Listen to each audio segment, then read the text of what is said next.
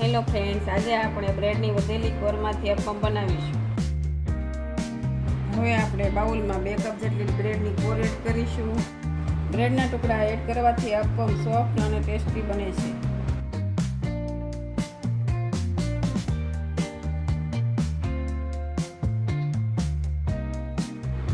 હવે 1 કપ છાશ એડ કરીશું. હવે તેમાં 1 કપ જેટલું પાણી એડ કરીશું.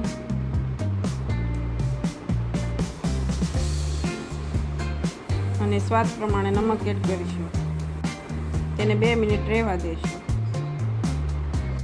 હવે અડધો કપ સૂજી એડ કરીશું.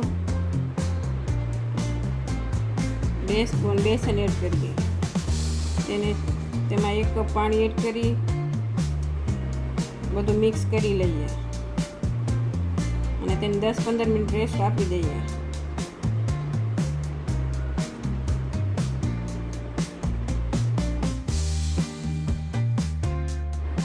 હવે સૂજી અને બ્રેડના ટુકડા સરસ ફૂલી ગયા છે. હવે તેને બ્લેન્ડ કરી લઈએ.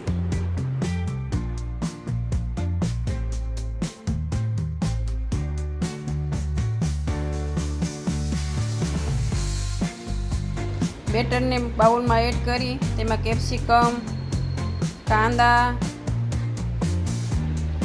કોબીજ, ગાજર,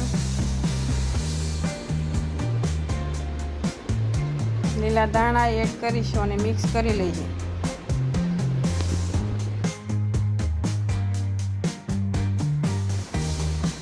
તમે તમારી ટેસ્ટ પ્રમાણે શાકભાજી એડ કરી શકો છો. આદુ મરચાંની પેસ્ટ, અડધી સ્પૂન મરી પાવડર, સ્વાદ પ્રમાણે મીઠું એડ કરી મિક્સ કરી લઈએ.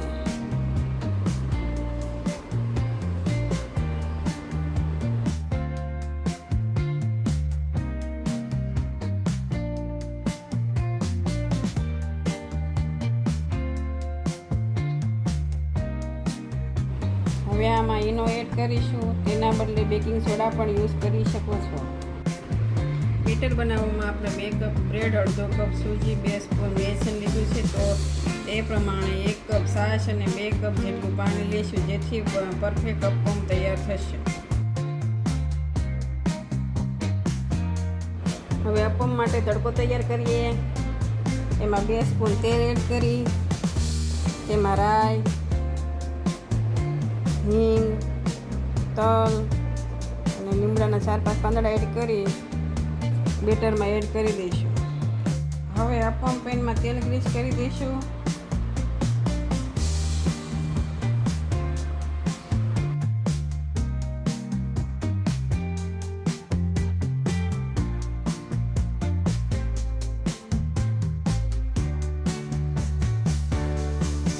હવે તેમાં તલ એડ કરી બેટર એડ કરીશું.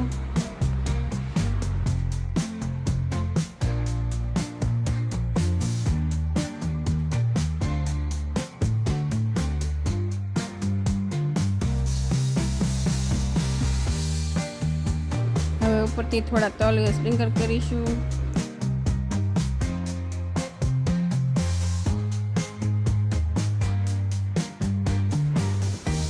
ઉપર થોડું તેલ એડ કરી લઈએ. હવે તેને 2 થી 3 મિનિટ રહેવા દઈશું ધીમી ફ્લેમ પર, જેથી અપમ સરખી રીતે કૂક થઈ જશે. હવે અપમને પલટાવી દઈશું.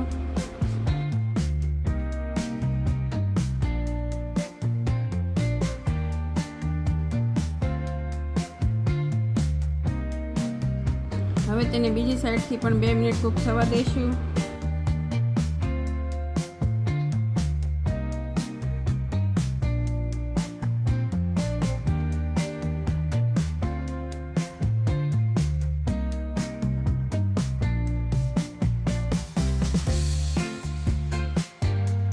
હવે અપમને આપણે ચેક કરી લઈએ. અપમ સરસ કૂક થઈ ગયા છે.